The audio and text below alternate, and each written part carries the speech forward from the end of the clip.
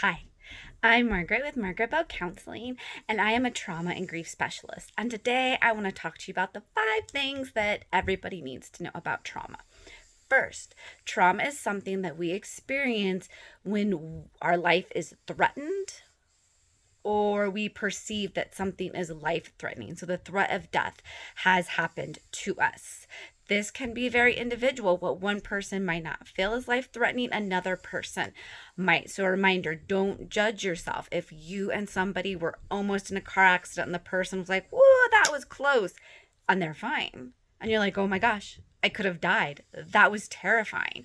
And then you're struggling to be in cars or driving. Trauma is different. So give yourself permission to work through that you felt that your life was threatened. Second, common trauma responses are fight, flight, freeze, and then fawning. So flight is when we're going to run. Fight is when, right, we're going to fight. We might even start to yell or scream. This is often a fight response as well. Freeze is when we're not moving. We're very still. And then fawning is also known as people pleasing. So somebody feels like a threat. So what are we doing to make sure that we eliminate the threat of them?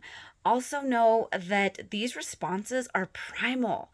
This is hardwired into us. So again, not to judge yourself if you're like, oh my gosh, and I started screaming and yelling, because your brain is working to protect you, to get you out of a situation with minimal damage to you. So our brain is working on what is the easiest way to get us out of a life-threatening situation. Is that to freeze like the rabbit or the deer and then wait to run? Is that to run because there's an exit nearby? Is that to start to scream, to yell? Or is that to start to fawn? Hey, what can I get for you? Oh my gosh, you look great today. Whatever it is. 3, trauma impacts us on all levels, emotionally, mentally, and physically. And so we have all these various responses. And I love, okay, well, our bodies, right? They will tell us when we are feeling unsafe. If somebody wants to sit next to me, and my brain might say, that's fine. I might be like, yeah, that's fine. I'm already indicating that I need to put distance between me and that person. 4, trauma can be individual, something that has happened to me. I was attacked. I was in a car accident. It's something that has happened to me. It can be systemic, institutional, and also communal. So, systems, how do systems traumatize people by lack of services, prejudice, racism, institutional, that more Black people are imprisoned than white people? That is institutional trauma. Communal wars would be a community trauma. A group of people is being traumatized by another group of people. That can be genocide, colonization. Genocide, colonization, war also fall into historical and generational traumas. Historical traumas are traumas that a group of people have survived or have been impacted by, like war, genocide, colonization. Generational traumas that have happened generationally. Again, this can be war, genocide, colonization. This can also be something that has impacted a family. Generational trauma can also be seen as people that have survived the depression and then how that trauma has impacted the family. Or I have worked with families where generationally women have been sexually assaulted generation after generation. Generational trauma can be incest or abuse that happens within the family. 5, when we are experiencing trauma, you are working to navigate a world that feels unsafe. Your world is not safe. You are working towards creating a sense of safer. How does your world feel safer?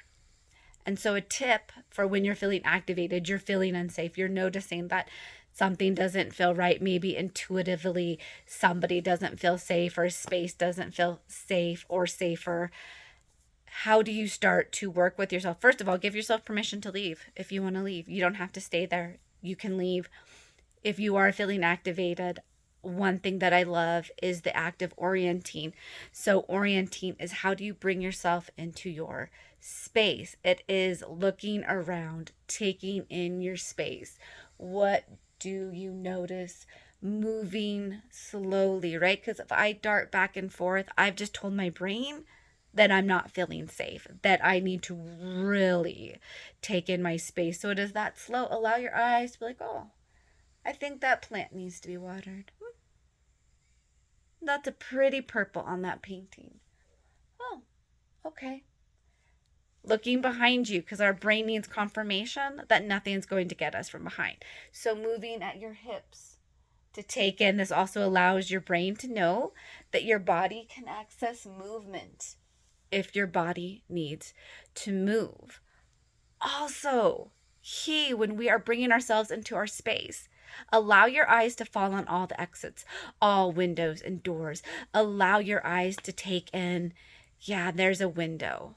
That is an exit for me. I can use that exit if I need. Another thing that you can do when orienting in a space is allow your eyes to fall on something that you notice less activation internally. Maybe that is the exit. Maybe there is a plant. Maybe it is a friend sitting across from you in a restaurant. Whatever it is, allow your eyes to be like, okay, when I'm looking at Margaret, okay, I feel a little bit more secure. I feel a little bit less uneasy. This is going to help you start to navigate your spaces. And again, if you can't do that, that's okay. Find a therapist, find a counselor, start to work with how to help yourself come into space and feel okay in those spaces. And then also knowing your bodies and your brains and your emotion signs that you're not feeling okay. People that work with me probably tired of hearing this, right? Our brain takes a snapshot when we have a trauma.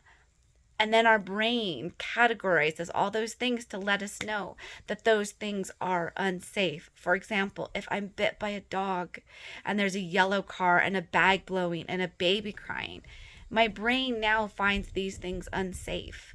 And then I might just be like, I don't know why yellow cars really, I feel uneasy around them.